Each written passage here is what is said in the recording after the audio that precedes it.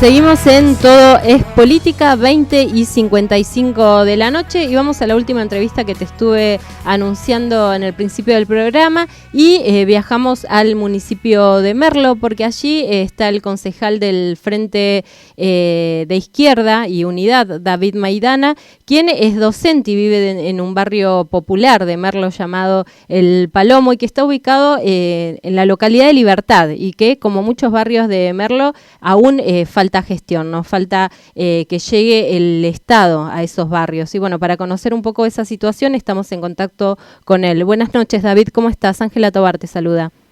¿Cómo andás, Ángela? ¿Todo bien? Sí, todo bien, gracias por la comunicación. Y primero que nada queríamos conocer cómo fueron sucediendo estos primeros meses en tu rol de concejal, teniendo en cuenta que es la primera vez que entra el Frente de Izquierda dentro del Consejo Deliberante de Merlo, un consejo realmente muy polarizado. Hay dos fuerzas que está tanto junto por el cambio como el oficialismo, y ahí irrumpió la izquierda. ¿Cómo podés resumir estos primeros meses de labor? ¿Cómo se ha sesionado? ¿Cómo han sido los proyectos que han tratado? No, primero principal, muy contentos. Lo que vos comentás, digamos, del ingreso de la izquierda en el Consejo Deliberante no solamente sucedió acá en Merlo, sino bueno, en todo el segundo y tercer cordón, sí, en varios municipios importantes como La Matanza, José de Paz, Moreno, bueno, y otros. Y en el marco, digamos, de que la izquierda se posicionó como tercera fuerza nacional, ¿no? Sí, así nada es. Más y nada menos. Así que, de verdad, muy contentos. Acá en Merlo particularmente sacamos casi el 11% de los votos, una cifra muy, pero muy importante. Y bueno, pudimos ingresar 2 concejales, en mi caso, digamos, como concejal del PTS en el Frente de Izquierda, compañero de Nicolás del Caño y Miriam Breckman, y después, bueno, la concejala del Partido Obrero, Flavia Tesones. Sí. Así que, bueno, estos primeros meses, como vos consultabas anteriormente, ya, bueno, incluso la semana pasada realizamos la entrega de nuestro segundo proyecto, porque como muy bien vos describí anteriormente, bueno, Merlo, ¿no? Es un distrito donde hay mucha pobreza, donde hay mucha precarización laboral, precarización de la vida, y también la educación pública está precarizada. En ese sentido vemos la situación de las escuelas públicas, que se caen prácticamente a pedazos. Incluso acá, bueno, tenemos el caso de la escuela número 15, que fue totalmente abandonada durante la pandemia por el gobierno de Kicillof, y bueno, y hoy quedó un edificio enorme, donde antes concurrían miles de estudiantes de Pontevedra, bueno, abandonada, totalmente abandonada. Y ahora en la escuela número 76, que algo muy interesante, porque estudiantes, familias empezaron a impulsar un petitorio por la situación en que se encontraba su edificio, y también para exigir alimentos de calidad, nutritivo para cada estudiante y familia, porque la realidad es que no solamente crisis educativa, sino también la crisis social se plasma en la educación. Ángela, nuestros chicos vienen con hambre a las escuelas, y es algo que nosotros lo vemos todos los días y va en aumento al calor de la inflación, de la precarización laboral y de la crisis económica que está atravesando el país. Sí. Así que, bueno, primero acompañamos ese petitorio al Consejo Escolar, junto con las familias y los estudiantes, y bueno, y también hicimos una entrega de un proyecto en el Consejo Deliberante para que ratifique su preocupación y apoyo al reclamo de toda la comunidad educativa de la 76. Claro, te doy un ejemplo concreto, ¿no? Pero bueno, está sucediendo en muchas escuelas de Merlo. Claro, más desde tu rol docente palpás nítidamente cuáles son las necesidades que hay, y esto que vos decís, ¿no? Que los chicos nuevamente recurren a las escuelas con falta de alimentación, y la escuela nuevamente empieza a cumplir otro rol que tiene que ver con el de asistir de manera alimentaria y contener a las familias en este contexto. Y David, vos primero hablabas un poco de la izquierda y cuál fue el rol que tuvo en las elecciones anteriores, que se posicionó como tercera fuerza. La verdad es que tuvo un crecimiento muy importante en las elecciones anteriores, y quería tener tu mirada también en cuanto a lo que es este panorama de tensión en ambos en los principales partidos políticos que tienen que ver con el oficialismo y Juntos por el Cambio, que se están reorganizando y con grandes e importantes tensiones internas. Ustedes desde la izquierda, ¿cuál es el panorama que tienen de construcción en cuanto al 2023? Porque la apuesta van creciendo, lograron 2 concejales en Merlo, o en La Matanza también, en Moreno, como describías, pero bueno, el crecimiento está por delante. ¿Cuál es el trabajo que están realizando para poder nuevamente seguir manteniendo ese electorado y conquistar más? Sí, no, primero, nosotros en este momento específico no estamos pensando, Ángela, en cuestiones electorales. Nuestra principal preocupación pasa por la situación que está atravesando la clase trabajadora, digamos, por acompañar cada uno de sus reclamos. Incluso estuvimos participando de las enormes movilizaciones contra el acuerdo con el Fondo Monetario Internacional, sí. Acompañando las movilizaciones de los trabajadores y de las organizaciones de desocupados, que están atravesando una situación terrible en los barrios. Y también no son los padres de nuestros alumnos que vienen con hambre a las escuelas públicas. Nuestra preocupación está ahí, digamos, en proponer propuestas, digamos, como la reducción de la jornada laboral a 6 horas, 5 días a la semana, como una salida concreta frente a la desocupación, a la precarización y, por otro lado, a la sobreexplotación, ¿no? Porque por otro lado tenés una masa de trabajadores que incluso gana salarios de pobreza, nada más y nada menos, y que labura 10 hasta 12 horas, o se ve obligado a hacer horas extras los fines de semana, y por otro lado tenés una parte, casi 2 millones de trabajadores que están en la desocupación. Claro. Así que bueno, nuestra principal propuesta, o una de nuestras principales propuestas en este momento, de donde esta situación se va agudizando, es nada más y nada menos el reparto de las horas de trabajo, ¿no? Y que bueno, podamos trabajar todos con plenos derechos laborales. Claro. Y yo entiendo mucho lo que vos me decís, muy concreto, porque vemos toda la rosca política, tanto en el Frente de Todos como en el macrismo, si le abren la puerta a Milei, si no le abren la puerta a Milei, que van a encabezar las fórmulas. También vemos las tensiones dentro del Frente de Todos, con un claro tinte electoral. Están preocupados por los datos electorales, mientras la situación social del país no da más, los laburantes no damos más, en los barrios ya la crisis y el hambre es insostenible. Y si eso lo tenés que resumir en lo que es el municipio de Merlo, ¿no? En los barrios, cómo están siendo atendidos, cómo llega el Estado, cuáles son las necesidades que están teniendo los vecinos, cuáles son las prioridades y que aún la gestión no ha resuelto. ¿Cuál sería el detalle que haces? No, como decía, viste anteriormente, o sea, precarización de la vida de todo tipo. Acá en mi barrio, incluso donde yo vivo, no hay cloaca, no hay asfaltos, no hay alumbrado público,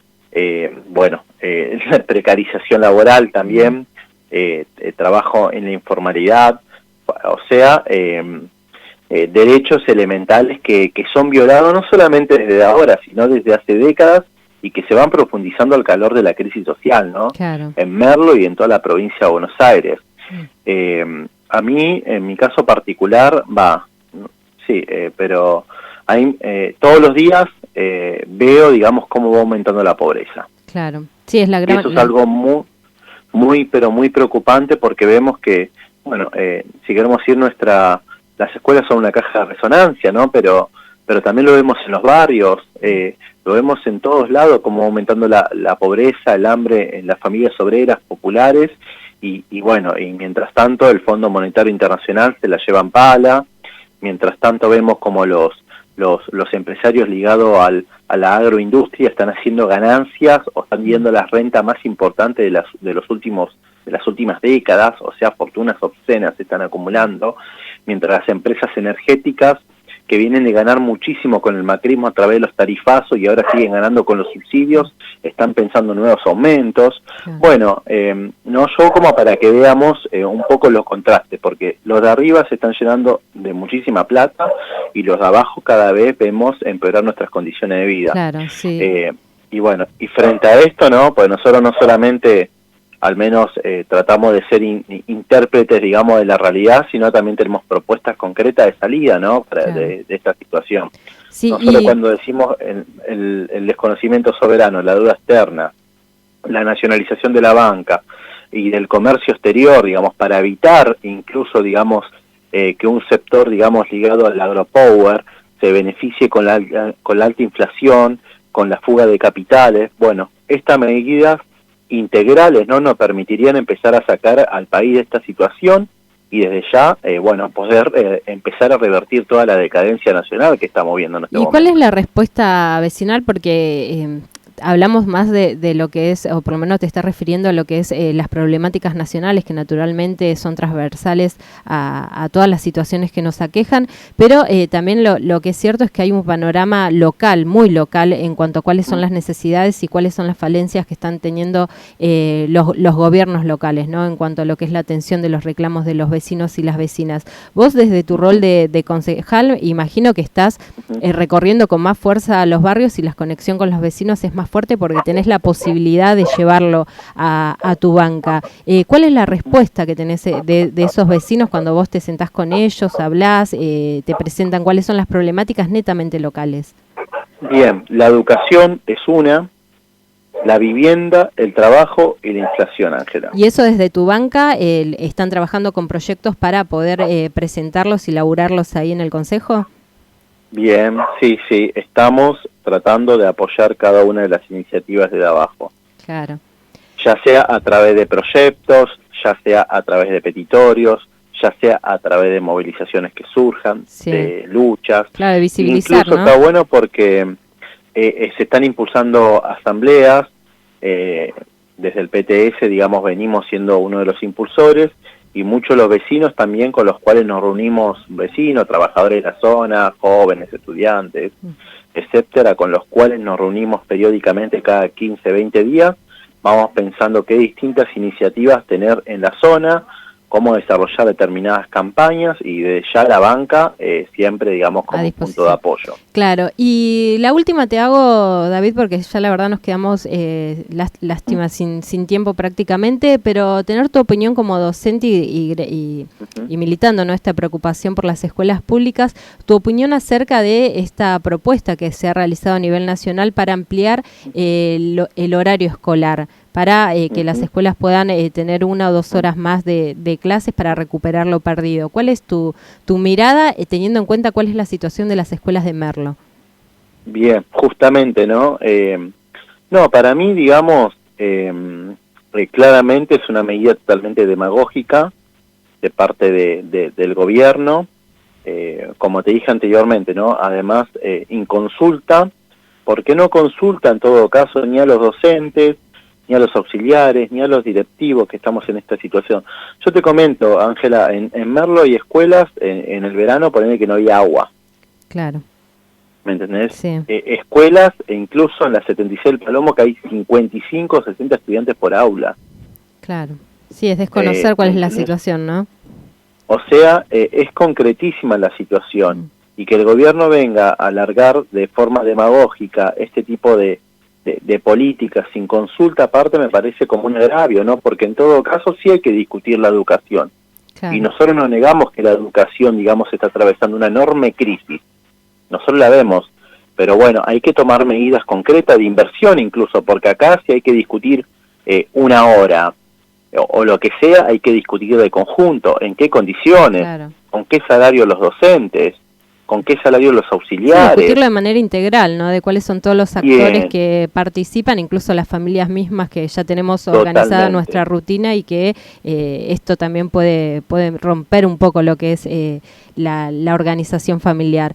Pero incluso el hambre de los pibes, Ángela, nosotros no podemos no discutir el hambre que viene en aumento y que los pibes están desesperados por un poco de mercadería que le dan en el colegio junto con sus familias. Claro. Eso también hay que discutir. Hay que discutir la construcción de nuevas escuelas. Sí, sí, hay mucho antes, ¿no? Para discutir y rehacer y organizar antes que llevar a esta decisión. Pero como vos decís, hay que discutir integralmente. Claro. Hay que discutir absolutamente todo. Así que, bueno, David, te agradezco mucho por esta participación, por comentarnos un poco cuál es la situación dentro de los barrios del distrito de Merlo y, bueno, hacerlo también desde una mirada nacional, que es como corresponde. Así que te mando un abrazo grande y muchas gracias por haber dado tu opinión. Gracias a vos, Ángela, y a todos los chicos por ahí. Abrazote. Un abrazo grande. Estuvimos charlando con David Maidana, quien es concejal del Frente de Izquierda y los Trabajadores dentro del Consejo Deliberante de Merlo, acerca de cuál es la situación dentro de los barrios. Y ya son las 21:10 de la noche, me he pasado un poco del horario en general, pero bueno, se dio así el programa de hoy. Yo agradezco mucho a todos ustedes por haber estado.